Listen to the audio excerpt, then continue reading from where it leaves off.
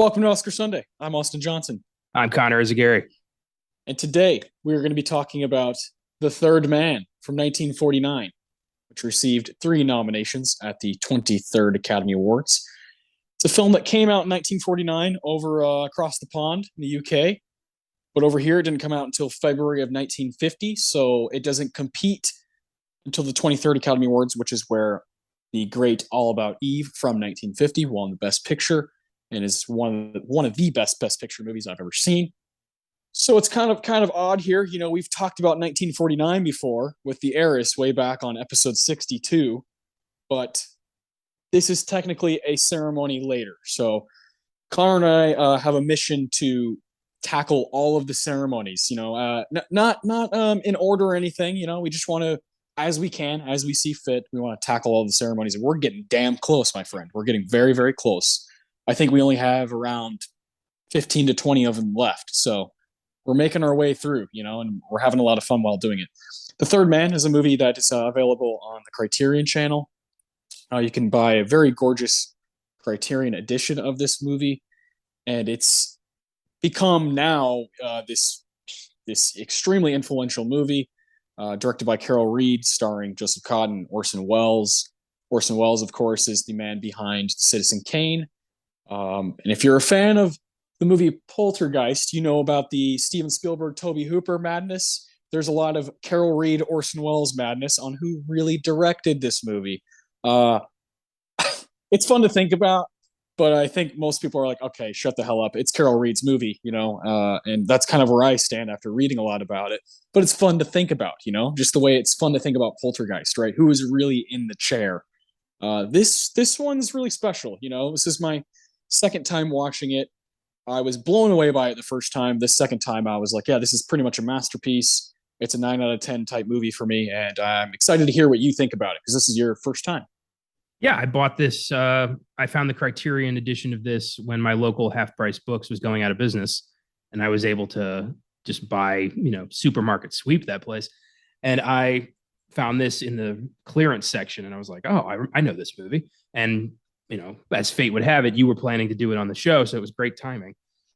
Yes. And it was a delightful movie. You know, Orson Welles being Orson Welles, as being this kind of smarmy genius who thinks he's got everybody working for him, when in reality he's so fucked he doesn't even realize it. Yeah. But I was impressed with kind of the weird tonal matchup between the film and the music, where Yeah. it had this comedy vibe to it, but what was happening was not funny at all.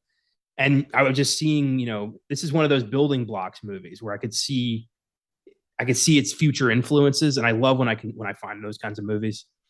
And yeah, I totally get why people have been celebrating this thing for a very long time.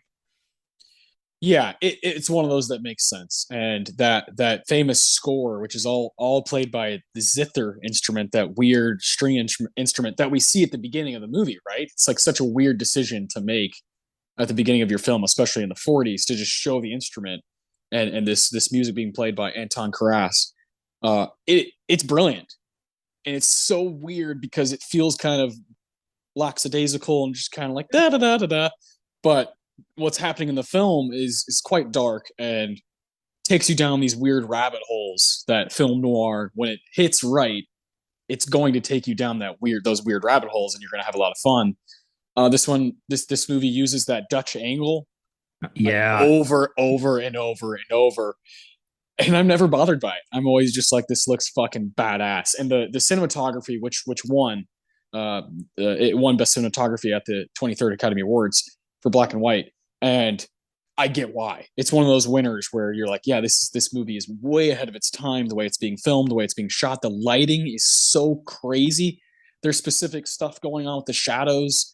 Uh, in particular, one scene where we finally see Orson Welles, and you're like, oh my god, you get the chills. And then towards the end of the film, when they're in the tunnels, you're just blown away by the echoes and again the shadows that are in play, and it's just looks like so much fun to be a part of. A movie like this that has lasted 70 years, decades, and I'm excited to kind of to knock this one out. This feels like one of the better old movies we've ever done on here. Yeah, for sure. And I'm not surprised that, this film was so uh, technically ahead of its time, because we saw when we did Citizen Kane that Orson Welles was, creating all these new ways to make movies. And I'm sure, he brought that shit to every production he did afterwards. And just having him be there made this film better by just having his knowledge on hand. Yeah. And yeah, I love the Dutch angles. I really do. Like it's so Yeah. unnerving. You're like, this isn't right. Something's fucked up here.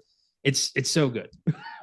Yeah, it really is a genius little piece of technique that still gets used today, but there's nothing like it with the black and white this era of filmmaking.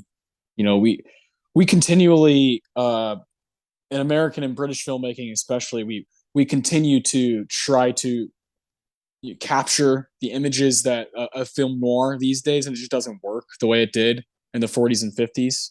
And it's one of my favorite kind of subgenres, one of my favorite parts of movie culture, to go back and kind of put yourself into into the seat, feel like you're actually in the 40s. The way to do it is to watch film noir from this era, and I feel like I'm like a young grasshopper, watching this stuff. There's still so much more for me to see, and I'm all about it. That ride is so much fun.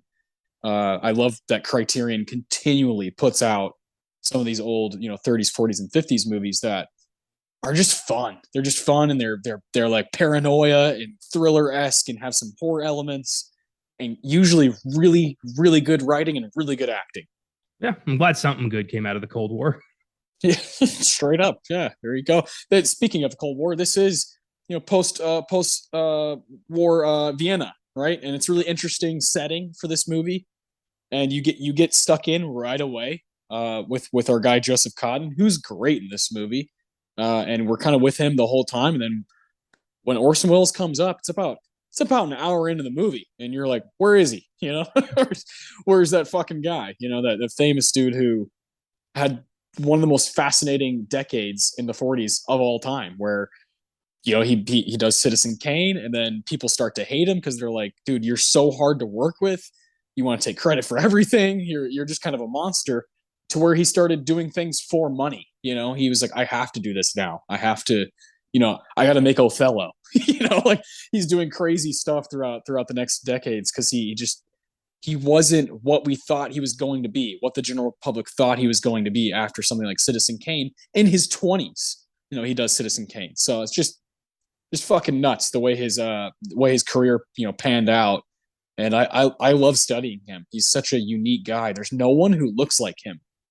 Still to this day, there's no one who quite has that same look as Orson. Yeah, he was supposed to be, I mean, he still is considered to be one of the greatest filmmakers of all time, despite the fact that he didn't make that much that was amazing because of the reasons you laid out. Yeah. I think his last movie was like, he was the bad guy in the Transformers movie in the 80s. Yeah. Like Yeah. He died in 85. Yeah. Yeah. he had no choice. I think he was on the Muppets once. It Yeah. was just whatever he could get because he needed the money. But if he just been willing to compromise a little bit, he would have had one of the most incredible careers we'd ever seen in 20th century. But he had a vision, and he didn't, it was his vision. Yeah. Yeah. Fuck everybody else. This is what I'm doing. Yeah. Yeah. He's that kind of a cat. And those people are fascinating to read about and think about it. Uh, you know, there are filmmakers who probably have a better batting average out there who don't get talked about, but because he was so bizarre and so ahead of his time and so advanced with the way he thought about movies in the 40s, that he's just fascinating, and he's going to last forever because of that.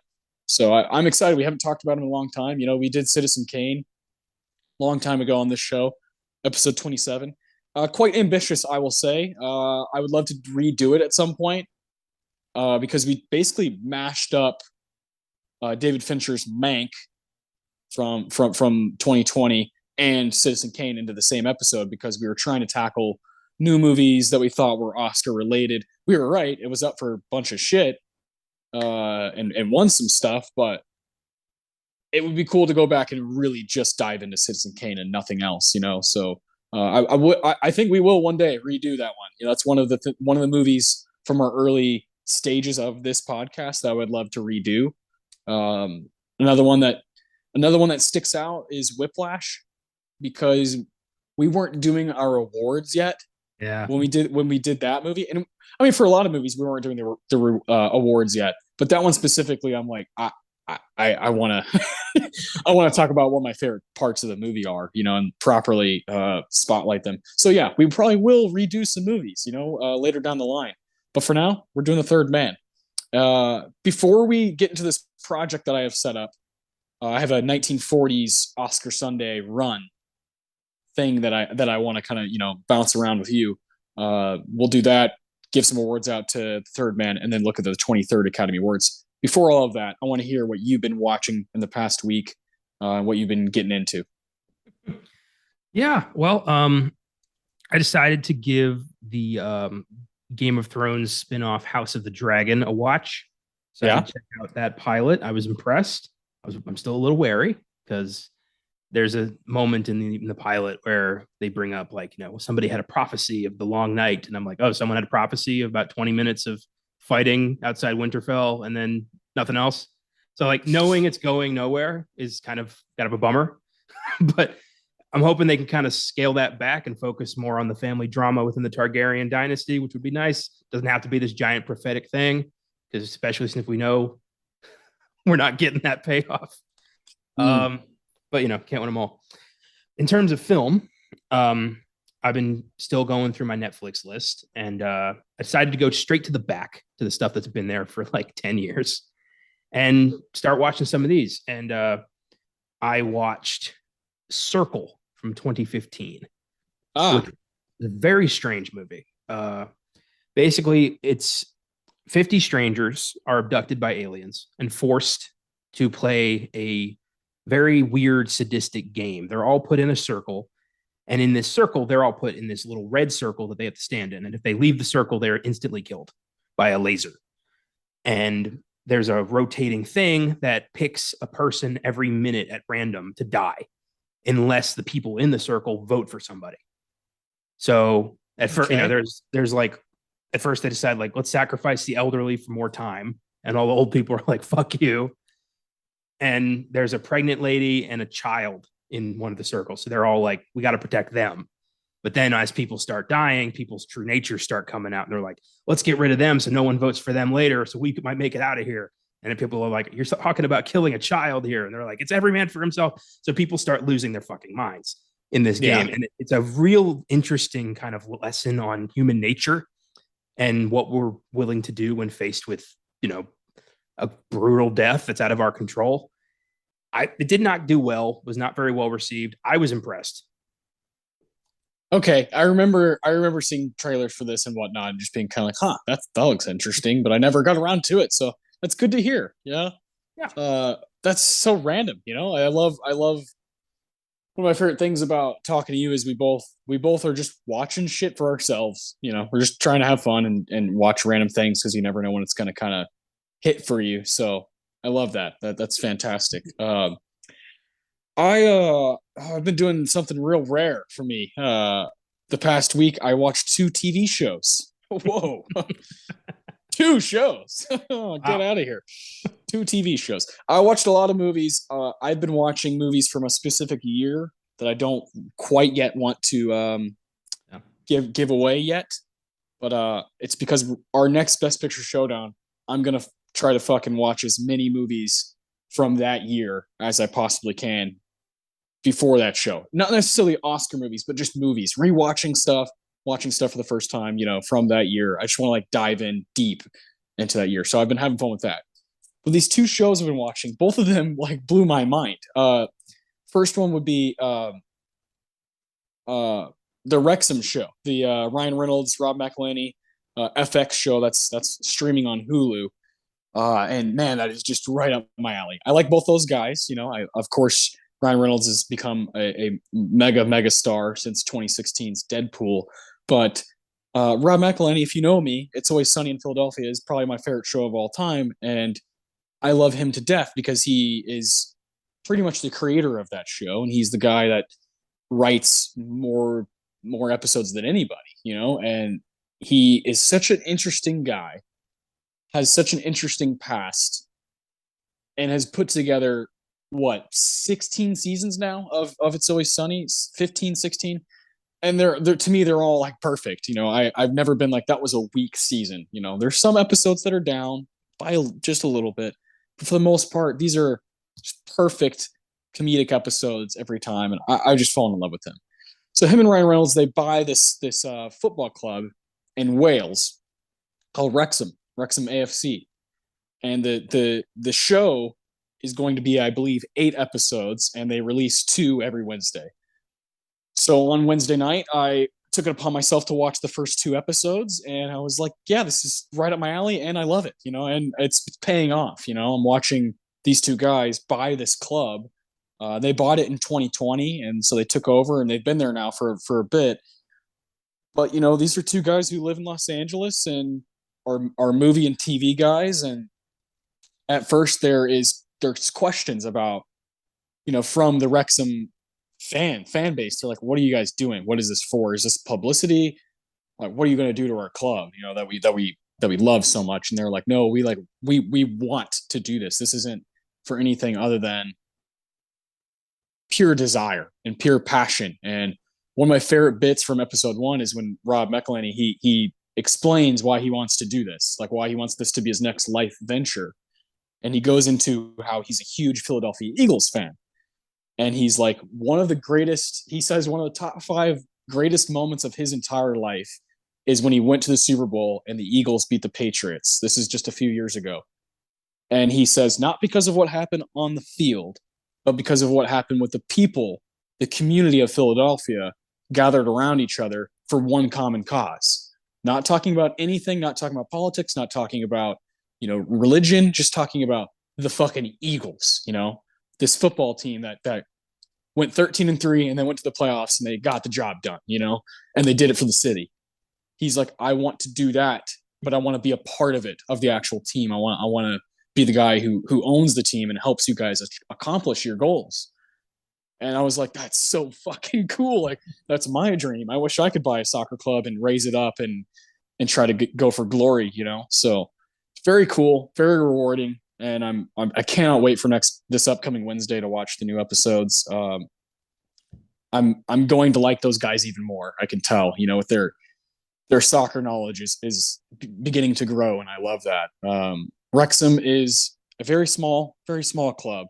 There's in England there's 4 major leagues. There's the Premier League, there's the Championship, there's League One and League Two. Those are the 4. Premier League being the highest. That's where like Manchester United and Chelsea and Liverpool and Arsenal and like those big giant clubs, that's where they play.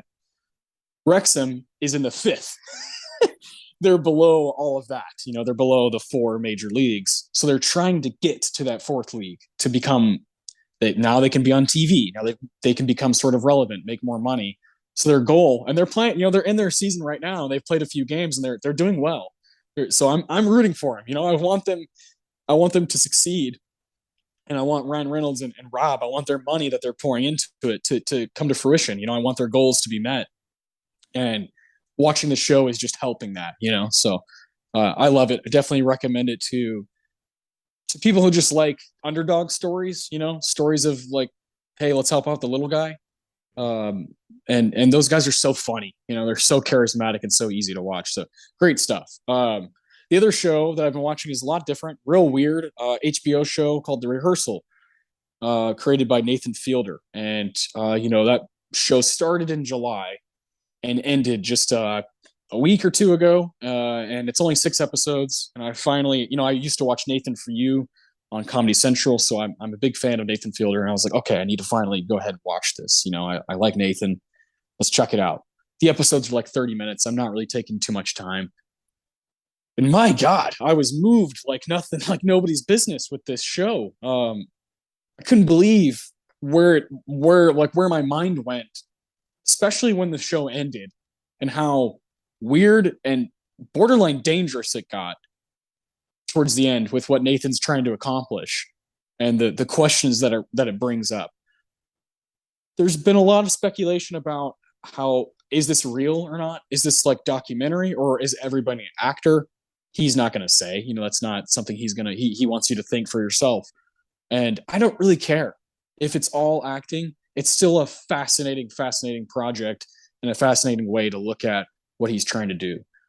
It's very hard to describe what's happening in this show through like this.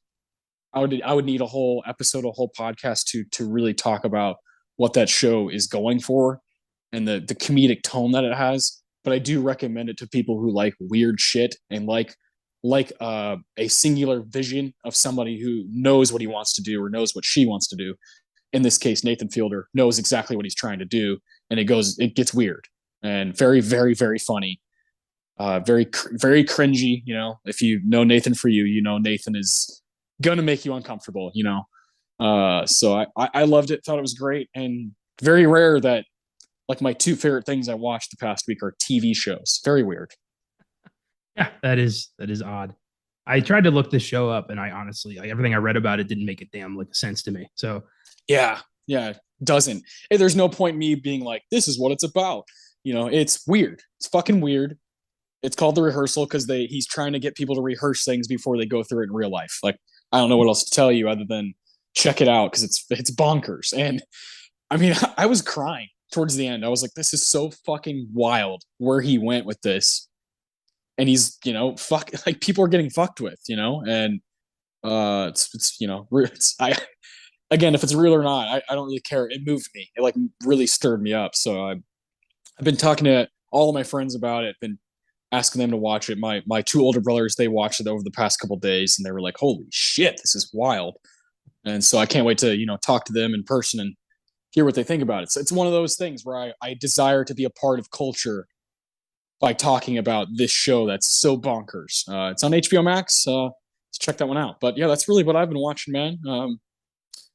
I intend on continuing with Wrexham. Welcome to Wrexham, and that's pretty much it. That's like my capacity for TV. That's you know that's where the lines drawn in the sand. yeah, right now I'm keeping up with like I'm gonna invest in House of the Dragon because I want to like you know they got a lot to make up for, so I want to see if they're willing to do the work. 100%. I'm keeping up with, you know, Marvel right now is doing She-Hulk Attorney at Law, which I'm very much enjoying. 2 episodes in on that, and it's already my favorite one of the Marvel shows. And then What We Do in the Shadows and Harley Quinn. That's pretty much where I'm at now. So, there you go. I do want to shout out one more movie that I watched this week because I didn't know you could make a movie like this in 1956. It's called The Bad Seed. Yes. In the midst of the Hays Code, we've talked about that many times on this show. There were certain rules you weren't allowed to do in a film that came out of Hollywood. You know, some were stupid and just, you know, product of their times, like no interracial relationships, no gay characters, stupid shit like that. But you also had things like, you know, no blatant, you know, murder, no bad guys couldn't get away with crime. And when you have rules like that and you have a movie about an 8-year-old psychopathic killer, how do you pull that off? And this was a crazy feat. It's exactly what I said. This little kid who her classmate wins a prize that she felt she should have won. So she beats this kid to death and drowns him in a lake. Jesus. Yeah. It's not even like a, you know, oh, it was an accident. It was straight up like she went there to kill this child. God. And her mom finds out about it and she's like, what the hell do I do? You know, I love my daughter, but my daughter's a murderer, cold-blooded killer. And the mom, Nancy Kelly, amazing performance. Her only, like one of the few movies she did, she was mostly a stage actress. And she wrestles with this the whole movie. She's like, what the fuck do I do? And just watching her deteriorate while this little girl's just like, you know, la la la la la, like there's nothing, no care in the world. She's a body count of 3 by the end of this fucking movie. It's insane. God. And I won't spoil the ending because the ending is like, what the fuck was that?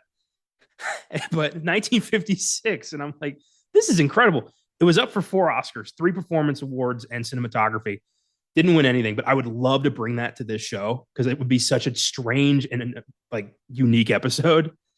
It's a bonkers fucking movie. You should check it out. I don't think you've seen it. I have not. I'm very, very curious, and yeah, you're definitely selling it. It would be a really cool Oscar Sunday to do. We're always trying to find interesting 40s, 50s movies to put on the schedule. So that sounds like something we could knock out. Yeah, it was wild. It was a precursor to like every movie that's ever had like a killer kid, The Good Yeah, Son, Village of the Damned, even like Child's Play. I feel like this was the one that started it all, proved like you could do a movie where your bad guy is a child with a bloodlust. that's fucking great, man. Yeah, like you said, way ahead of its time in the horror genre. Just kids killing people. It's a fascinating way to make a movie. Yeah, kids. What are you gonna do? Kids. Yeah, he's just a kid. He doesn't know any better. Oh god, I love it. That's cool. And what was that on, or how'd you watch that? That was a DVD I got at Half Price Books. My Okay, favorite store, the best place to buy movies. I will plug that place forever. yeah, Half Price Books. Fucking sponsor us because Connor spends so much money there. Yeah, I have a problem. HPB sponsor one of our shows or something. God damn, we not only do you buy things for yourself there, you buy things for me there. So, Because I see him I'm like, he might not get here in time. This might be gone next time I come here. He needs to know. like there's other freaks like us. Well, there are some out there. There's fellow cinephiles out there that are also trying to pick up random shit at they're just occasionally going to HPB to check out if they got Shanghai Express. You never know. Yeah, like literally today, I bought When Harry Met Sally, The Aviator, and The Last Emperor. So, yeah, Yeah, I'm probably going to do the same thing next weekend. yeah. Last Emperor Criterion. Yes, $10. That's I have that same copy. Yeah. Fuck yeah, dude. Oh, love it. Love that stuff. Very good. Obviously, we both watched The Third Man recently. We both watched it last night. You watched on your DVD. I watched on the lovely Criterion channel. Um, the 1940s. Let's talk. Let's talk about what we've done, what we've experienced on this show in particular with the 1940s. I'm gonna go down the line chronologically, what we've done, and say what episode we've done on, because sometimes I'm like, holy shit, that was a long time ago. Um, Great Dictator from 1940, episode 5. Ah, we were both still like, what is this show going to be? What are we doing here? Yeah, what are we on? We're on episode 117 right now, I think. It's 112 episodes ago. No big deal. 1941, Citizen Kane, episode 27. It was a long time ago. That's episode 25 is when really the show became what it is.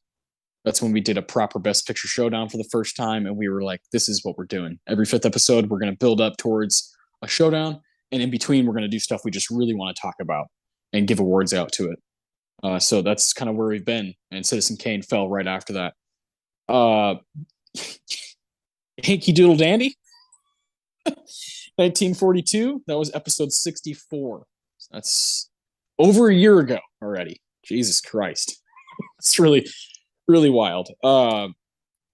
That's definitely not one of our favorites. But that is one of my favorite episodes we've ever done, because if you recall, that's when we did a big bracket of 16 of the best actor winners ever. Yeah. And I just made it. I made up the bracket based off of like statistics when it comes to the Oscars, total nominations, total wins in the best actor category. And I made a bracket out of them. And I believe you chose Burt Lancaster to win that thing for Elmer Gantry, 1960. I think it was up again. I think it was Lancaster versus, I think, Anthony Hopkins for Silence of the Lambs. That might have been the final tally, and I went with Burt. Yeah. Yeah. And I remember vividly, because I was like, fuck, because the way I did it, I was trying not to be biased when I made that bracket. I was like, let's go off statistic. Let's go off something that's not out of my brain, but the Academy's brain. And Daniel Day-Lewis is the winningest best actor ever with 3 on 6 nominations. So I think he was the 1 seed overall, and he win against Burt Lancaster. And you were like, I can't. I got to choose Elmer Gantry, and I was like, holy fuck, because we did that's 1960. We did The Apartment Showdown for episode 30, and so we watched Elmer Gantry, and we were both like, enamored by that movie and by that performance. So that I remember that episode vividly, just not Yankee Doodle Dandy. uh, Gaslight, 1944. That was episode 33. Doesn't feel like that long ago that we did Gaslight. They all feel like it happened within the past month. It's so weird to me. Yeah. It just stays. Once it's in here, it doesn't leave. It's very rare that I forget one of these episodes. I can recall like what we talked about, what went down. That's when we both were like, okay, Ingrid Bergman is the real deal. We both kind of like we had a realization that, okay, she's like a monstrous performer and she's a force to be reckoned with. So the Academy was right about her. Spellbound, 1945. We did that for episode 63. That was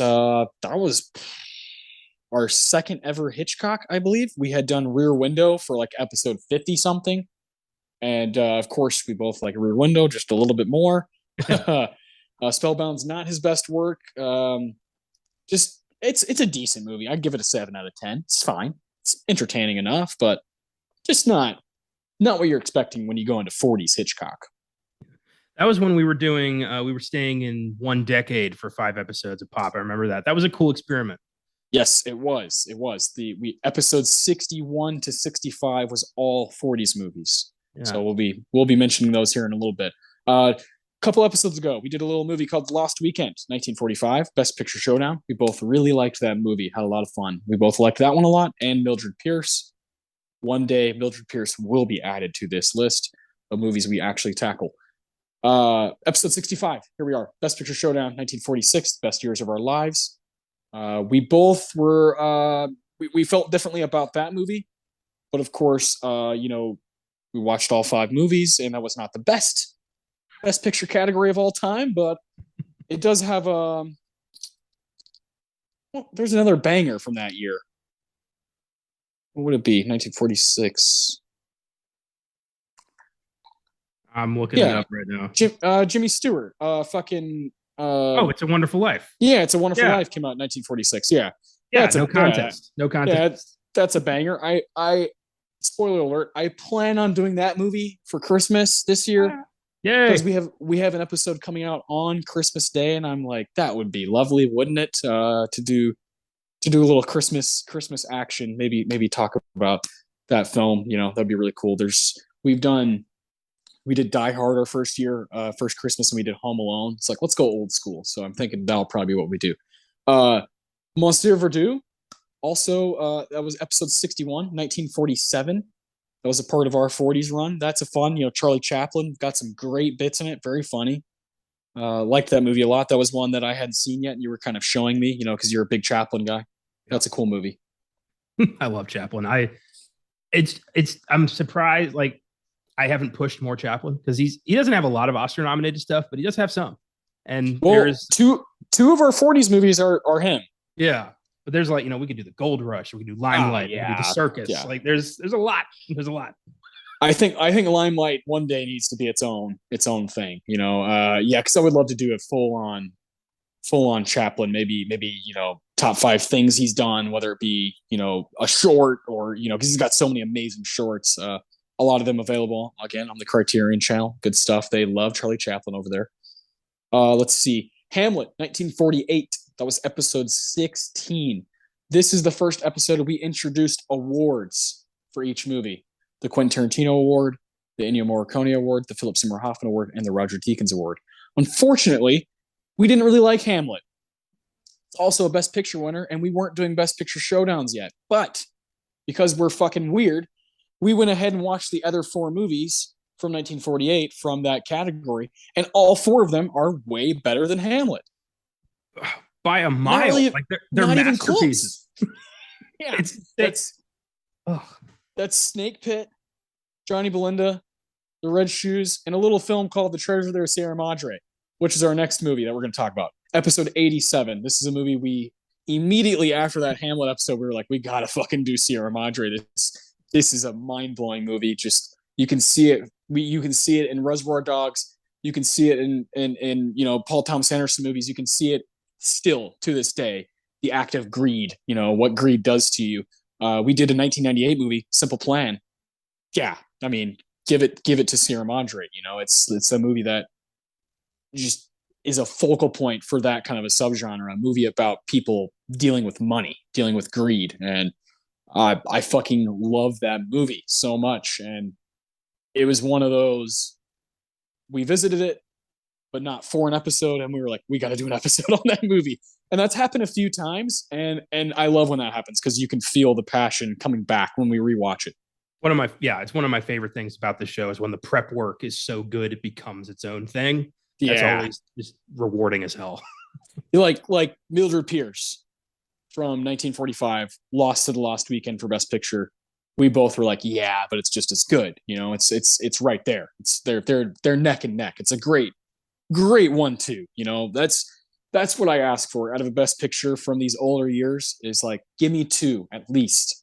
Give me two bangers that I can walk away with and remember for the rest of my life. 1948 gave us four. It's one of my favorite Best Picture categories of all time. Just take Hamlet out, please. So yeah. The Heiress, 1949. We did that for episode 62. Little Olivia de Havilland. We were again influenced by 1948. We wanted to kind of highlight her, and The Heiress is a best lead actress win for Olivia, and she's amazing in that movie. Montgomery Clift is amazing in that movie, and I fell in love with that one. And I have that Criterion edition on my shelf in my living room, and it's not going anywhere. Love that movie. Again, feels like we did it last month, but it's been over a year. Yeah, through this show, I found out about Olivia de Havilland and her sister Joan Fontaine's endless feud that has led me to so many incredible movies where they were just constantly trying to one up each other. That movie was awesome, and I remember going into that one thinking like, oh, this is going to be a dull one, but nope. Yeah, I bought it before we had even seen it, and I was like, please be good, please. It's like in Sandlot when Smalls puts his mid up and he's like, please catch it. That's exactly how I felt about The Heiress, and I was like, don't be one of those dull, fucking boring 40s movies. Don't be one of those 40s movies that people watch and they're like, this is why I don't watch old movies, because that can happen, and I don't ever want that to happen on this show.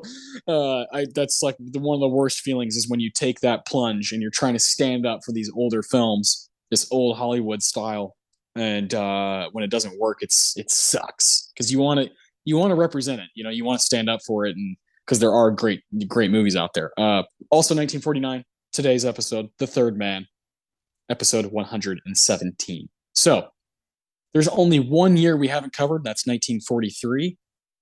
We will get to that one day, but I'm going to be honest. We've done more 40s movies than 70s movies.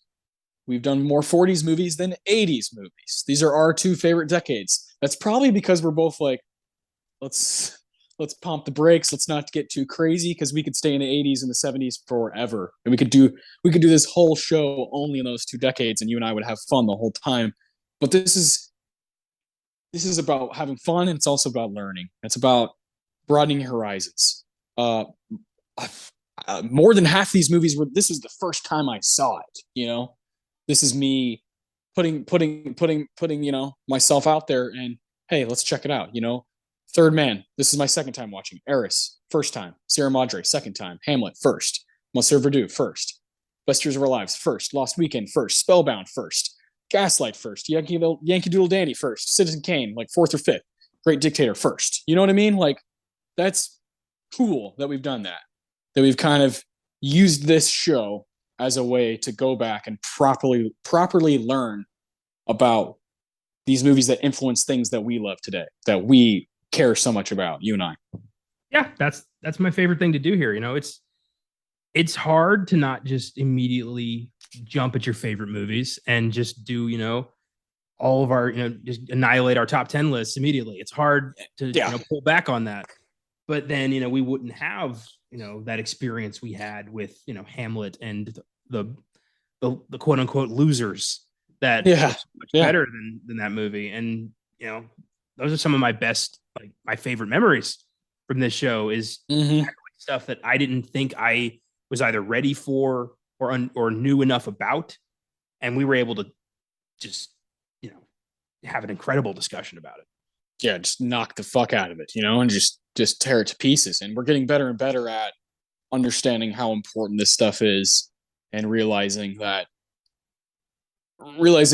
movies like The Third Man, we already talked about on the top of the show, that you can just see it seeping through Hollywood for 70 years. You can see it seeping through movies that we both love. So it is a very special feeling. And I don't just want to list them. I want for me and you to rank these movies. Let's talk about what our favorites are. Let's talk about what our least favorites are, type thing. It won't be a individual process. This is going to be between both of us. We can come to an agreement on some things. So let's start. There's 12 of them. So let's start from the back. I think right away we both agree that Hamlet's probably the worst one of these. Yeah, you're not wrong. That was the first and probably last time we're going to do Shakespeare as its own thing here. Yeah. Yeah. But I'm grateful for it. I'm fucking grateful, because it gave us those 4 other movies that now we both reference all the time. True. Yeah. So it's not a worthless episode at all, but it is a boring ass movie that I don't plan on watching again. Yeah. And we both struggled to pick awards for it. We were like, really? This is our first time doing awards. And what sucks is those first 15 episodes, all of those movies I love, like all of them. I like really, really like. We did Pulp Fiction, we did Five Bloods, we did, like In the Bedroom, Rocky, Great Dictator, Whiplash, Dead Poet Society, On the Waterfront, Fight Club, Black Panther. We did these amazing movies off the Little Miss Sunshine, for fuck's sake. We did these amazing movies that I am so passionate about, and we didn't really know what we were doing yet. Yeah. And so Hamlet is that turning point for this podcast of doing awards. And the awards have not changed. We've been doing that for now 101 episodes. We've been doing, doing that format. So grateful, but also not a great movie if I'm just talking about Hamlet. So, sorry, Lawrence. Okay. After that, what do you see as kind of the next weakest link? Probably Yankee Doodle Dandy. I'm right there with you. I know Jimmy Cagney loved him some song and dance, but America loved him as a pasty-faced gangster. Oh yeah, I mean, we did Angels with Dirty Faces on this show. That's a little 30s love. And we watched White Heat. Fucking cool ass movies. Oh yeah, he was at his best with a gun in his hand and a smirk on his face. Yeah, yeah, made it my top of the world. But yeah, Yankee Doodle Dandy's not a terrible movie. It's a decent flick. I just think George Cohen was kind of a one-trick pony. I don't feel like we needed a movie about the guy who wrote the same song 50 times. Yeah, and it's just not great. It's just the execution kind of boring, kind of just like, whatever. Like, I don't know, just not our kind of movie. And that's, again, Cagney, we both responded to his gangster stuff. So I do like those movies. But yeah, I think this is very clearly not as bad as Hamlet, but right, pretty damn close. Yeah. After that, I think there's some room to talk here. I think for me, it'd be Spellbound. I'm with you there. Spellbound. Okay. And not a bad movie. Yeah. But not good. I've voiced this on, I feel like 3 different episodes now. Like, you give me Alfred Hitchcock, Ingrid Bergman, and Gregory Peck, I have very high expectations for what I'm going to get. Yeah. And I just felt like the characters didn't make any damn sense in that movie. Like, she's a doctor, but she's throwing it all away for this dude she just met who might be a serial killer. Like, what the hell is this? And there's that weird extended dream sequence that makes no sense. It's a mess. I don't really get the love for Spellbound. And not a good mess, like a David Lynch Mulholland Drive mess. Like if it's gonna be a mess, commit to the mess. Make it fucking weird as shit. Spellbound is like, it chooses to be weird in little pockets, and then other pockets it's like still doing the old like, haha, yeah, and she's over there. And so I'm just kind of like, it doesn't know it doesn't know what it wants to be. And obviously we've seen much better Hitchcock stuff. And for Bergman, Gaslight, we've seen what you're capable of a year before this amazing movie. So yeah, I'm with you on that. Spellbound, Yankee Doodle Dandy and Hamlet are kind of the back three. Yeah, makes me wonder what else we're gonna grab that ends up, sucking that hard. Well, we won't know till it's too late. Yeah, exactly. That's the gift and the curse of this. I'd say we've succeeded more than not with these old movies. So I am grateful for that. I have a guess what yours would be next, and I actually think I'm with you. So go ahead and say it. Yeah, I know I'm gonna, upset some veterans, but the best years of our lives just didn't do it for me. That's fine. That's fine. I'm cool with putting it there. It's a 3-hour movie that could have been hour 40. I don't like when that happens. Like, we don't need, I get that, it was immediately after World War II. People wanted something that's, celebrating those who came home. I totally get that. I don't want to step on that. But you could have done it in an hour 40. That's fair. That's fair. It is quite long. But, Frederick March, Harold Russell, they're fucking incredible in that. I don't want to take that away either. There is a great movie in there. It's just padded so hard. Yeah, I like this one a lot, but it's very much up my alley of being kind of a slice of life movie about something very serious. Yeah. Coming Home reminded me of Best Years of Our Lives quite a bit, in that it just is telling a different war story, telling a different perspective. And it felt like this movie, if it were made in the 90s, could have been directed by like fucking Richard Linklater. You know what I mean? It feels very, very patient and very willing to give its characters enough time. So I responded to it a lot, but I totally understand why people would be kind of like bored, if you're gonna be a 3-hour long movie, you need to give me you need to give me a reason. You can't just be a 3-hour movie. I need to know why, and I need to see why. Yeah. Like certain movies can get away with that, but I need more than that. That's fair. That's fair. I think it belongs there because of those reasons. So I have no problem with that. So that would be kind of in the, Hamlet and Yankee Doodle Dandy are kind of in their own tier. Next up, Spellbound, Best Years of Our Lives. What's after that? Now it's hard. I really like the rest of these movies. Yeah. I guess maybe Monsieur Verdoux. Yeah. Interesting. I kind of feel the same, but not because it's just like the rest of these are fucking like heaters. Yeah. This is difficult now. Like everything else here that's left is a near masterpiece. Yeah.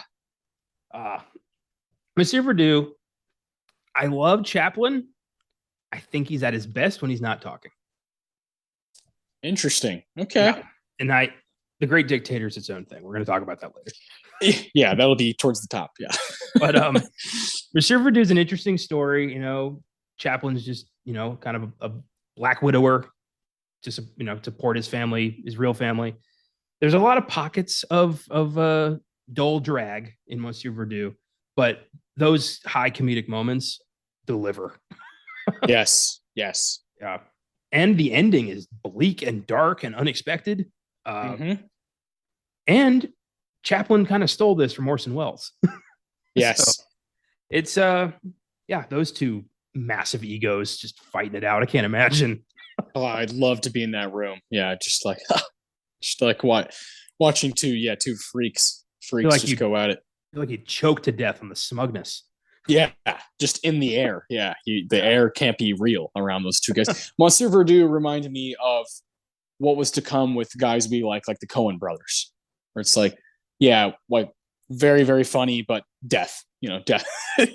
Death is also the only truth that we have here while we live on Earth, and we're gonna hit you in the face with that. Yeah, I definitely saw a little bit of Fargo, a little bit of Blood Simple. Yeah, in films like that, and I do love it, but I love the rest of Chaplin's work a lot more. Yeah, that's totally fair. Totally fair. I'm glad we did it. I'm glad I got to see that one. So, we have 7 more movies here, and it is tight. It's tight. This is tough. I am going to go ahead and point out The Heiress. That's exactly where I would go. Exactly. Okay. Love The Heiress, but I mean, yeah. Great movie. But what it's up against is hard to argue with. But yeah, just, Olivia de Havilland standing up for herself and her money against a fucking grifter is nice. It's delightful. Yes. I'll never forget Montgomery Clift just banging on the door, being like, "Let me in, please let me in." Just, yeah. Yeah, she's just standing there. Yeah. Yeah, it's kind of like a female empowerment movie before we even knew what that meant and like what society actually could get out of it. And stories like that are so powerful. And Olivia de Havilland is a one of a kind performer. You know, she's got these beautiful big eyes that pierce through the screen. And the ending of that movie, I was so shocked. I was and so happy and so elated by her decision to just be like, no, fuck you, you know. And I loved that, you know. The movie kicks ass. Yes, yes, it does. Next, I would go the Lost Weekend. For me, it's between The Lost Weekend and Gaslight. Next up. Okay. All right. So it's Raymo Land versus Ingrid Bergman. God, yeah, great. These are both great. You know, I love Gaslight. I love what it did for our show. I feel like it really opened us up to the '40s. Yeah. And we got a good conversation out of that episode talking about what the movie meant and what gaslight means and how it really defined a term that is still relevant today. Yeah, such a fucked up thing to do to somebody. And I won't name names here, but if you're listening, you know who you are, you motherfucker. But I have some close people who recently, realized that one of them had been gaslighting the other about an affair for a good decade. So yeah. After that, that movie takes on a whole new meaning now that I've kind of seen it in action. Yeah. And yeah, I want to save Gaslight. You want to save Gaslight? So I want to save it. That movie was special. Hey, this is up to you, man. I from here on out, I don't really care. These are all great. So if Gaslight, there's 5 movies left. What's behind Gaslight? The Third Man? Probably, yeah. Okay, I can hang with that. I can hang. All right. Okay, so we've crossed off The Lost Weekend and The Third Man. Yes, but there's no way Gaslight's getting into those 3. I agree. Yeah. All right. So Gaslight is next. Okay. Lost Weekend, Third Man, Gaslight is where we're at. Yes. And Lost Weekend was brilliant. It was a great depiction of alcoholism. Just watching a man unravel is intoxicating, especially, if you know someone or you've been through that yourself. Yeah. It's a vicious movie. And a good one. But these 3, fucking hell, man. These are these are like perfect movies. I mean, we don't need to talk. Citizen Kane is like everybody wants to talk about that one, but The Great Dictator for you and The Sierra Madre for me are like very, very personal favorites, like staples in our movie minds. So I guess that means that we're both cutting Citizen Kane next, which some people would, castrate us for, but don't care. Kane's great. It is not the greatest movie ever made. Let's get that straight right now. Yeah, that's such a stupid thing to say. Like to be like, this is the best movie. Best is such a like weird word, Yeah. Okay, so it's Charlie Chaplin versus John Huston. I'm okay with going Sierra and Dictator. I just hope it's 1A, 1B. This is a tie for the most part. But because of its significance for film and what came after, I am going to give the win to Treasure of the Sierra Madre. Okay. I'm not going to argue at all. I do, The Great Dictator is a powerful, potent film. It's Chaplin, just, pulling down his pants and pissing right in Hitler's face, which is amazing. And it's hilarious and it's timely and probably his masterpiece. But Sierra Madre is just a precise Swiss clock of a movie or Swiss watch of a movie. Yeah. It's unique. It's brilliant. It's a trailblazer. It's my favorite Bogart performance by a mile. And it's just, I could watch it. I could watch it right now. I feel the exact same way. God damn. I love that movie so much. It's getting to the point where I'm like, is that one of my like 10 favorite movies ever? Mm-hmm. It's in that kind of like in my mind. I'm like, it's definitely my favorite '40s movie, and Probably probably if you broke down, uh, kind of eras of film, like this is my favorite old movie, like my favorite old American movie. And John Huston has become like one of my people, one of my guys that I'm like, this guy does no wrong in my mind. In my mind, I agree with you. Bogart is like on a different level in that movie. Cannot believe he wasn't nominated. While while the movie was nominated for Best Picture and Walter Houston won, it's like, well, how is Humphrey, who is the best part of the movie, how is he not up at least? Has Treasure of Sierra Madre been claimed by the Criterion Collection yet? I don't think so. That's a travesty. Let me make sure on that. I don't think so for some reason. I feel like I would have seen that by now. You know what I mean? Yeah, me too. I feel like I would have bought that by now. Yeah, me too. Yeah, fucking a. You bought this movie for me like at a gas station or some shit. Yeah, I was filling up. I was getting a Slurpee or some shit, and I was looking through the movies, and I saw Treasure of the Sierra Madre, and I was like, yeah, why not? I mean, yeah, definitely. Why not? No, No, I don't think it's. I'm Yeah, not seeing it. That's insane. there's got to be a something going on there because Criterion has a lot to do with the rights of the movie and whatnot. And I know there's plenty of movies that they would love to have that they don't have.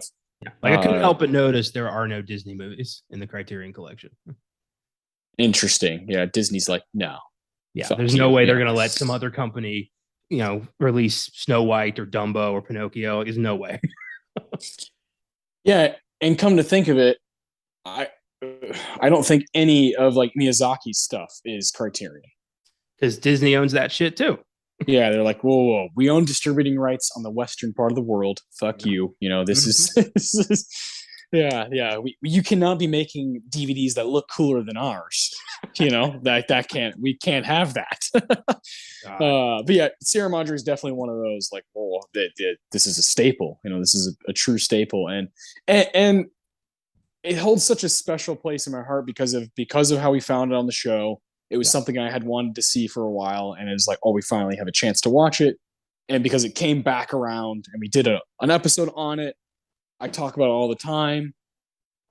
It's also I'm very big on context with things, and Sierra Madre is the movie that Paul Thomas Anderson watched like hundreds of times while he was making There Will Be Blood.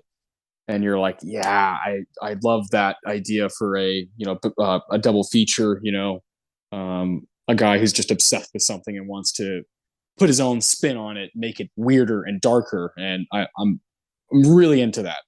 Yeah, just replace gold with oil, and you've got Daniel Plainview. Straight up, yeah. Fucking get a little more evil. Yeah, you got There Will Be Blood. Okay, so let's go through these. I think we have. I think this is. I feel good about this. I feel pretty damn good about it. We'll start with the back. Number 12, Hamlet. Number 11, Yankee Doodle Dandy. 10, Spellbound. 9, Best Years of Our Lives. 8, Monsieur Verdoux. 7, The Heiress. 6, The Lost Weekend. So that'd be like the middle ground. That makes sense.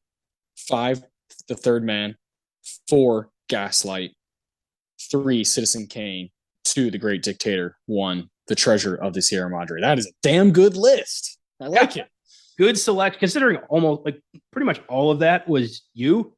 Like I had very little input on those selections. Well done. Thank you. I'm looking at it. I'm like, yeah, fuck yeah. So 2 of those are Best Picture winners, Best Years of Our Lives, and The Lost Weekend. Yeah. The others are just kind of chance type things that we wanted to take a shot at. You definitely pushed towards the beginning of this show. You were like, hey, Great Dictator, you need to see it. And I was like, I know I need to fucking see it. And we got to do that. Hamlet's a winner too. Oh, yeah. Well, I just forgot because, I know. It's maybe the worst movie to ever win Best Picture. Okay, so 3. That's hard. Yeah. That's hard. Yeah, so 3 Best Picture winners and then 9 random picks. I would like to do, I think maybe the next thing I want to do in the 40s, I really want to do Mildred Pierce, and I would really like to do a foreign movie from the 40s. Get a little weird with it. I think it'd be fun to do an old foreign movie from this era. do some research on what we think would be interesting, because we've been highly rewarded when we do a foreign film. That is true. That is true.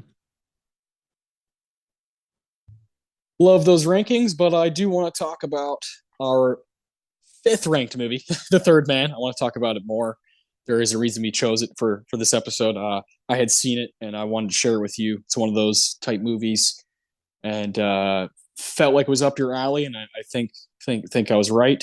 Up your alley is an interesting term for this movie because there's a lot of alleyways and a lot of chambers, in this movie. It's noir. It's Yeah. I love me some film noir. It's a genre that just doesn't exist anymore. It seems to exist in a very specific time and place, and there's not a lot of film genres that are like unique to that. It's so cool. I love this shit. Yeah, yeah. Every time I watch film noir, it reminds me of why I love Chinatown so much, because it's like, someone tried in the fucking 70s to do this, and they did a good job. They tried to capture that paranoia, that thriller, that fucking weird element that only existed in the 30s, 40s, and 50s. Third Man awards to Tarantino for best quote. Very good screenplay here. Very, very good. This is a tough one. There's, in particular, a whole scene of dialogue where I was like, oh my God, what do I choose from that bit? So I tried. The Ennio Morricone Award for the best music moment. The entire score is zither music. It's instrument you're never going to hear unless you watch The Third Man, by Anton Karas. Very, very good stuff. I think in your review, you wrote that it sounds like SpongeBob music. It weirdly, yeah, it's the same instrument. It does. It sounds exactly like you're watching. I'm ready. The Philip Seymour Hoffman Award for the best performance of the movie. There's some contenders here for sure. And then the Roger Deakins Award for the best scene. There are certainly many, many contenders for that award. So I'll let you start with your Tarantino whenever you're ready. This was like you said, very concise, very cool screenplay. And there was one moment that I just loved. I could have sworn I'd heard this before. It's probably on lists of greatest movie quotes of all time. So I'm probably not breaking new ground here, but it was new to me. So shut up. It's from Harry Lime, who's talking to his buddy Holly and yeah, that was not on purpose. Yeah, no, it's just how it goes. And he tells him, don't be so gloomy. After all, it's not that awful. Like the fella says, in Italy for 30 years under the Borgias, they had warfare, terror, murder, and bloodshed, but they produced Michelangelo, Leonardo da Vinci, and the Renaissance. In Switzerland, they had brotherly love. They had 500 years of democracy and peace. And what did that produce? The cuckoo clock. So long, Holly. So good. So good. And that's in one of the most fascinating scenes I've ever encountered between two men who are at odds, to say the least. The whole time, before we find out Harry's alive, Holly's constantly telling everybody like, oh, he was my best friend. We grew up together. I trust him with my life. And Harry shows up. And it's like, you son of a bitch, for the rest of the movie. Yeah. Straight up. He's like, how quickly the tables turn is fascinating. That's such a good bit. And the scene I was talking about is like that. Is that scene? There's so much dialogue from Orson Welles where you're like, holy shit, this is one of the coolest villains of all time. So I chose when they're actually up on the ride, up on the Ferris wheel. There's some stuff he says that's pure evil, but the way he says it is so eloquent and so, he's got such a vocabulary that you're enticed by him. You're like, oh God damn it, I would do bad things if this guy were in charge of me. So Holly is up there. Just Cotten, great performance from him. He's awesome. He does such a good job of playing off of Orson Welles and vice versa, which you can see in Citizen Kane as well. He says, "Have you ever seen any of your victims?" And Harry says, "I never feel comfortable on these sort of things. Victims, don't be so melodramatic. Look down there. Tell me, would you really, really feel any pity if one of those dots stopped moving forever? If I offered you 20,000 pounds for every dot that stopped, would you really, old man, tell me to keep my money, or would you calculate how many dots you could afford to spare?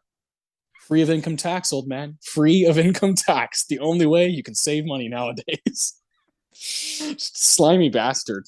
He really is. It's so fucking devious. it's like a Bond villain. It's great. And yeah, Orson's just chewing the scenery. It's oh Yeah, God, it's great. I also love when Harry says, "Oh, I still believe in God, old man. I believe in God and mercy and all that. But the dead are happier dead. They don't miss much here, poor little devils." God damn it! This guy's just a demon, you know. Yeah, I love this performance. It's a heat check. How he wasn't up for best supporting actor is like fucking crazy. Because this is one of those.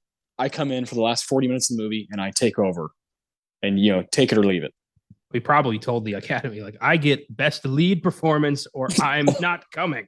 Or nothing. Yeah. And apparently, when they're shooting this movie, Carol Reed was like having to figure out where the hell Orson Welles was because he just wasn't showing up. He's like, "Oh, I'll be there when I can be there." I am Orson. And it's like, no, dude, you're not really Orson anymore because people don't like you anymore. You spent your late 20s and early 30s being a fucking dick. So now, now you need to show up. You need to work, man. And it's one of those things where, like, when he shows up, you get gold. And when he doesn't, you're pissed off and you have a pissed off crew. Is it worth it? Like, is the trade-off worth it? Like, I don't know because I don't work in that industry. I imagine, having people show up for work makes it much easier to do your job. But when you have a guy who's just refusing to play ball, but then when he's there, it's like watching, a gorgeous sunset. Like, what do you want? I can't imagine. Yeah, it's tough. That's a tough one. Because he is a one of a kind guy. And there are guys like this throughout film history where they just didn't give a shit about anybody but themselves. And it's tough. I feel like I wouldn't want to hire someone like that. I feel like I'm on the other side of the fence where I'm like, I'll sacrifice the great art for good art if everybody's going to be on board and have a good time and remember this experience forever. Yeah. There's probably people who worked on Third Man who are like, fuck that movie. Like, fuck that whole experience. That guy was a piece of shit. I'm sure there are people who worked on, they're probably not with us anymore, but they probably didn't have fun, and that's sad. That's sad. You make good art, but like you didn't have fun. What was the point? One of my dreams is to treat, like, to meet a jackass celebrity and act like I don't know them. And oh man, yeah, I feel like I could have a ball with one of these guys, one of these diva assholes, if I'm on the set and just being like, "Hey, stop being a dick." I'll be like, "What did you just say to me?" I'll be like, "I just told you stop being a dick." Like, I would love to do that. Me too, man. That would be fucking wonderful. Yeah. Oh, you don't want a picture with me? Hell no. I don't know who you are, you creep. Yeah. Get away from me. I only take selfies with famous people. You're not one of those. Yeah. Oh my God, that would be beautiful. You'd fucking break them. Yeah. Yeah, I'd love to do that. Is there someone in mind that you'd like to do that to? Like currently? Any of the Kardashians. Oh, that'd be fun. I want to meet one of them and then just have no clue who they are. Because really, I don't know what most of them look like. So that might happen by accident. That would be great. That's a good answer. that'd be loads of fun. Oh man. Next is the Ennio Morricone Award for Best Music Moment.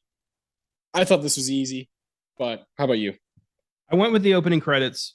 Yeah, got to be. God, same. The theme. Yeah. For me, like, this is the first time I saw this. I was like, I thought I had the wrong movie for a second. I was like, there's no way this is the music to this movie. Yeah. I just had this moment of like, what am I about to watch? Because I thought I was, about to watch some kind of weird noir parody almost. It had that vibe, like this. You're about to watch a weird comedy. Bang, bang, bang, bang, bang, bang, bang. Yeah. And I'm like, I had this kind of like incredulous look on my face for quite a while until things started to happen. What has Austin done to me? Yeah. All along, I was like, yeah, this movie, he's going to hate it. It's like, what did I do? Yeah, to deserve this. Yeah. But yeah, it was a nice kind of tonal difference thing that I liked throughout the movie. The score is pretty much the same bit of music the whole time. It's just at certain moments. It's kind of like Harry Lime's theme song, which is cool. Yeah. That's exactly what I chose. It just immediately puts you into a trance, and you're like, where have I been transported? This is not like anything I've ever seen. It's one of the most unique decisions I've ever seen a movie make, is to have the balls to do that. And what's so cool about this score and that song in particular is it became the most played song. The theme from from the Third Man became the most played song globally in 1950. Like what? that bam, bam, bam, bam, bam, bam, that weird zither music. Like how? How did this? So it made a career for Anton, right? And Yeah. uh, Carol Reed, the director, saw him playing like at a club and was like, "Oh, that's fucking weird," and was like, "Hey, would you want to do some stuff? Would you want to like work in movies and help me with my score?" And he's like, "Yeah, sure." So they go to a hotel room in Vienna of all places, and they just are he's just playing for him in the hotel room, and he like does different things and does different little riffs, and it becomes the score for one of the most influential 40s movies ever. Really cool. Like really good for you, Anton. Yeah, that's neat. I love when people just kind of fall into shit like that. That's so cool. Wouldn't that be cool if it happened to us? Just fall into a hole of fortune. Is I got some stuff in the works. Yeah, yeah prepared for that day. Yeah, I got an emergency bag under my bed just in case. Yeah, that's great. Got like you're like a doomsday prepper. It's just for that Yeah, one moment when you got I'm to go a on the run. I'm a fame prepper. Yeah. Like I've got everything in where it needs to be. Just Uh, when that day comes, I'm like, all right, let's do this. yeah, I'm in. I'm ready to go right now. If you are. I'll leave the DVD collection behind. Let's fucking go. Let's not get crazy here. I've got special bags for that. I got special people that will carry them. Uh, the Philip Seymour Hoffman Award for the best performance of the movie. This one's kind of interesting. This was difficult. This was hard to pick from until I saw Orson Welles, and then it was easy going. This goes to Orson Welles. Yeah, yeah. This is hard because I like when someone carries a movie. Joseph Cotten certainly is in almost every frame. Every scene. Alita Valli, she's really good too.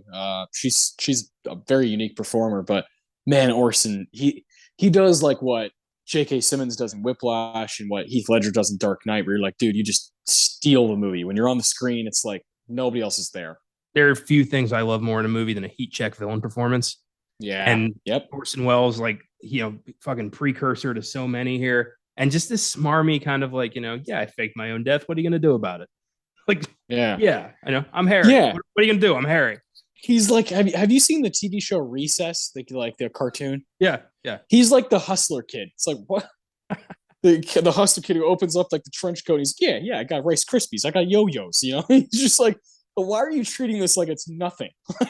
You're just going about your business. I don't know. He's something else. He's literally walking around in broad daylight. Like Yeah, he yeah, just died like a week ago, and he's just like at the amusement park being like, how you doing, Holly? Long time no see. yeah. I want to cut you in. And then he does that thing that we love when villains do when the villains are bested or outed, and when he's in that tunnel and there's a bunch of different tunnels to go down and he can hear the echoes, he's like looking around, he's like, fuck, they've got me. And that's such a beautiful moment of the villain realizing it all caught up to me, and I love when that happens in movies. You shouldn't steal meningitis medication from children.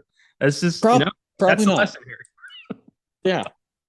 Yeah, Harry Lime, total bastard. That's what we got going on here. But Orson is great. It's not a ton of screen time, but every second just he makes it count. So got to give it to him.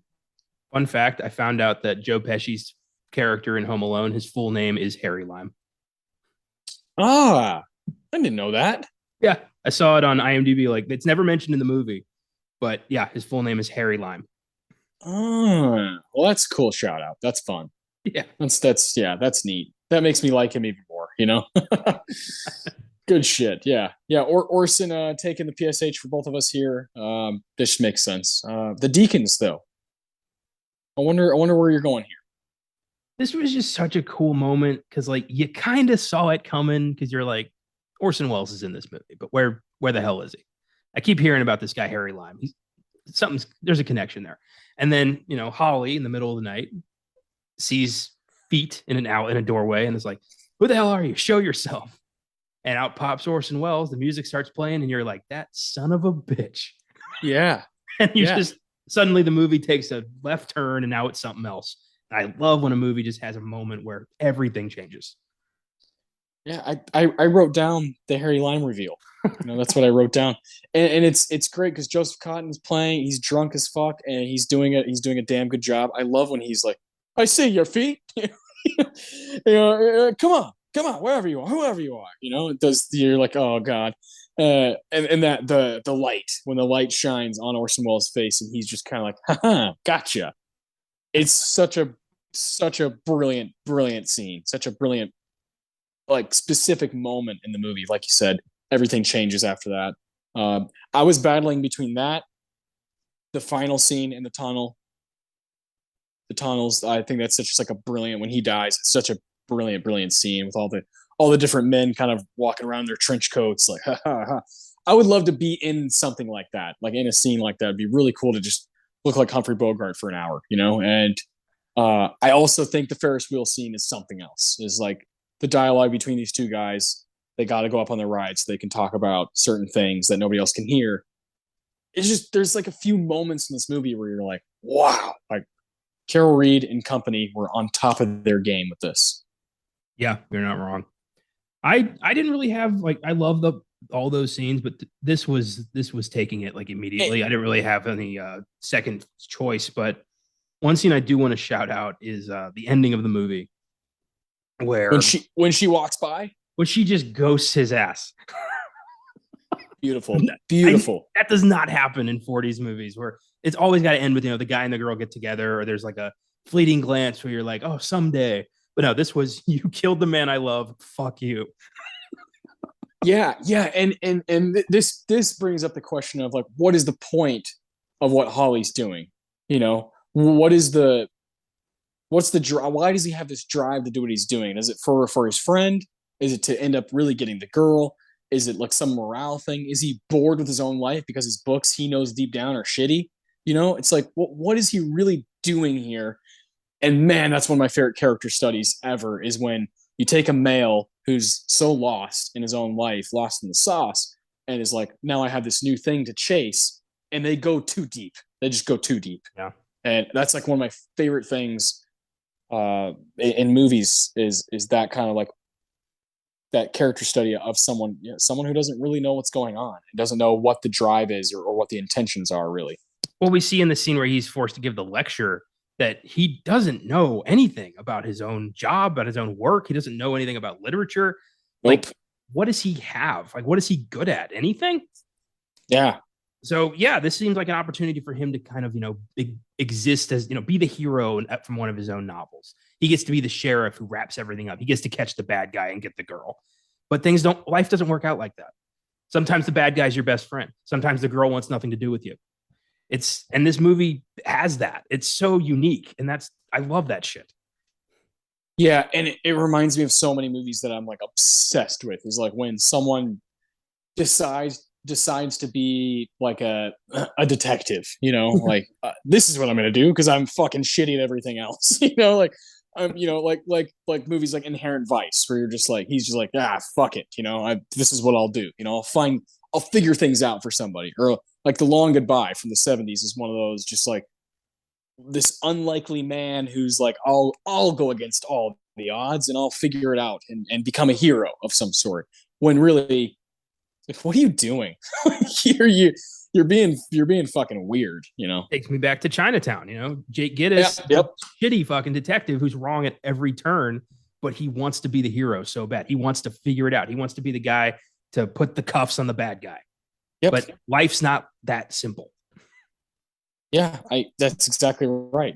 Those are like some of my favorite movies of all time, or movies like that someone decides to take the reins of being kind of this narrator / main character of our story, and they're like, I'll figure it out.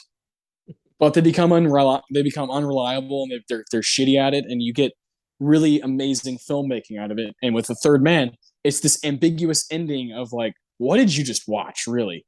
What did you really just see? Yeah. because she was like not impressed. Forget it, Holly. It's Vienna. Yeah, exactly. Yeah, so good. I love it. I love that shit, man. It's my favorite stuff. So this movie's awesome. It's really good stuff. Only up for 3 Oscars, so we can kind of whip through these real quick and get up out of here. This has been a fun ass episode. Let's see. 23rd Academy Awards. It won cinematography, so we'll do that last, I guess.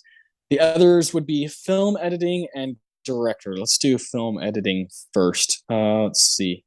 These ceremonies are so funny because there's one category there's 3, in one category there's 20. Film editing should be towards the bottom. There it is. Okay. The winner of this category is King Solomon's Mines movie. I have not seen that one. It beat All About Eve, Annie Get Your Gun, Sunset fucking Boulevard, and The Third Man. So we've actually seen some of these. I've seen all of that, but the winner. So really, okay. Yeah. What's Annie Get Your Gun? What's that? What's that one?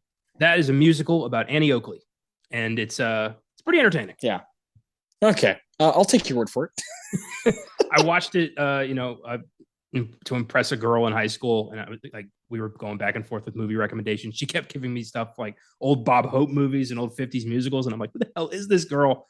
And Annie Get Your Gun was one of them, and I was like, ugh. But then I watched it, and I was like, it's pretty funny. I like this. So okay, good. Well, okay. So King Solomon's Mines. Neither of us have seen that one.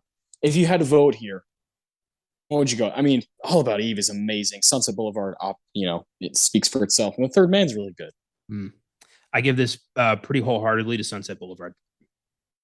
I'd agree with you. That's where my vote would go. But man, All About Eve is something else, and it sure needs that fine tuning, And True. That's a movie that would be great to do on this show. Oh, it's a winner. It's going to happen at some point. Oh yeah. When exactly is the question. But Sunset, is balancing that delicate, guy, our hero's dead at the beginning of the movie, and you're like, how did he get here? So the way it's edited to, reflect all that, I really enjoyed that. Okay, I can dig it. Yeah, it sounds like that Best Picture Showdown is going to be interesting. Yeah. Yes. Can't wait. I can't fucking wait. I wish The Third Man would have been up for Best Picture. That would have been nice. Best Director, All About Eve. The other Mank, Joseph Mankiewicz. He won that year. He beat John Huston for The Asphalt Jungle. Just love that movie. George, is it Cukor? Cukor. George Cukor. Born Yesterday. Haven't seen that one. Billy Wilder for Sunset Boulevard, of course, and Carol Reed for The Third Man. Oof, man, that's a group. Jesus. Yeah. That is a group of films right there. Again, I've seen all but one. This is nice. See, we're learning. I haven't seen Born Yesterday either. I've seen the other 4. Asphalt Jungle we watched for Sierra Madre. Yeah. We did a little John Huston. Yep. This is tough. I think I would stick with Mankiewicz. I think I'd stick with Joseph. Yeah, what he's doing with All About Eve is fucking special. And Billy Wilder, he's got enough statues. Yeah, give Mank one. All About Eve is. I'm so glad I just randomly watched that. I had that wasn't a show or anything. That was just I'll watch this. I watched it around when the Oscars actually happened. I was like, I'm gonna knock out a couple Best Picture winners that I haven't seen, big ones. And All About Eve was probably at the top of my list of ones I hadn't seen because I've heard nothing but amazing things about it. And the people were right. People were right, and I love when that happens because you feel like you're a part of something that has lasted for decades, something that you really connected with. So, God, I love that movie. And, Mankiewicz is directing a lot of talented people, and getting them to all mesh, I'm sure was not easy. No, I mean, that's a movie, dealing with so many grand themes and new ideas that all mesh together perfectly like a good stew. It's so weird. It's almost a perfect production. So yeah, the fact that Mankiewicz was able to pull that off, well done. Yeah, that movie has 5 total performance nominations. Just like, I mean, yeah, yeah, come on. Like, and I'm cool with it. Like, I'm cool. After I watched it, I was like, yeah, this is an actor's movie where you're just so enthralled by what the people are doing. Great. Yeah, love that movie. Fuck. I can't wait to do it.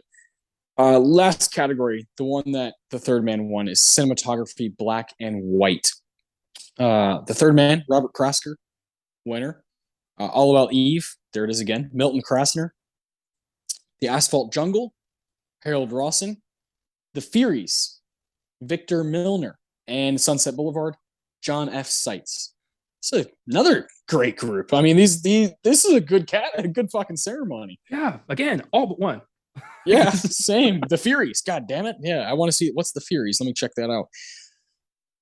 Furies. Walter There's Houston. Walter Houston in his final movie. Oh God. Shit.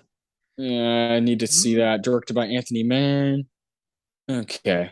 Western with fucking Walter Houston. Say less. You know, it's a part of the Criterion Collection. Oh, there you go. The Furies. It's probably on the fucking streaming service right now. Well, I know what you're doing later. Very, very possible. It is quite late, so maybe not tonight. Maybe tomorrow. um, the third man is really like the way it handles shadows and just the shots of like Harry and the sewer grate. Like I get why that won. Yeah, this ain't being taken away from me. This is, but then you've got scenes like in Sunset Boulevard of like Gloria Swanson's close up and these like William Holden dead in the pool, and it's like, what do I do here? And the Asphalt Jungle ain't no walk in the park. It's a brilliantly filmed movie. Yeah, and then All About Eve is fucking speaks for itself. Yeah, that's just like classical filmmaking and All About Eve. Third Man is like, whoa. Yeah, every single frame is like you're thinking about it. Sometimes it's so good it's distracting you from what's happening in the story. You're like, damn, that staircase looks fucking awesome, and you're like, oh yeah, he's running away from like the cops. Yeah. You're right. I'm gonna give it the edge on its creativity and trying new things with a camera, which is great to see at this time. Yeah. I of course wish it would have been up for Best Picture. Wish Orson Welles would have been up for Supporting Actor. After that, I think Best Score. Like, come on, what are we doing here? This score is so unique and way different than other things. I think it should have got a nomination. Yeah, it's been stuck in my head the whole time we're doing this. Same here. I was listening to well, not today, but not that long ago. I listened to these two guys talking about the third man. One of them loves it. The other one was like, nah. He was like, it's good. It's just not my movie. And I was like, okay, I respect that. I like when people say what they're feeling. They're not just like going with the tide. And he was like, the score is annoying. He's become annoyed by it. It's stuck in my head and it's so goofy and weird.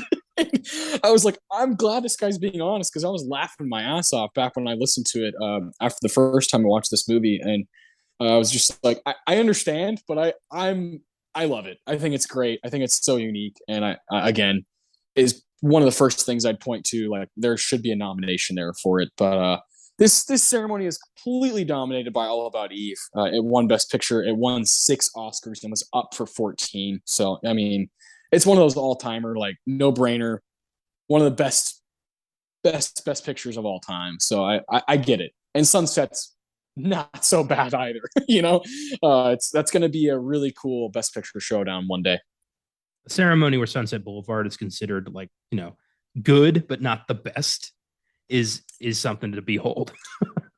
Exactly. And that this Best Picture category is All About Eve, Sunset Boulevard, Born Yesterday, which we both could knock out, Father of the Bride, and King Solomon's Mine. So we'd be able to do some like cool homework there, Yeah. Interesting bunch there. King Solomon's Mines keep popping up. I was expecting the Asphalt Jungle.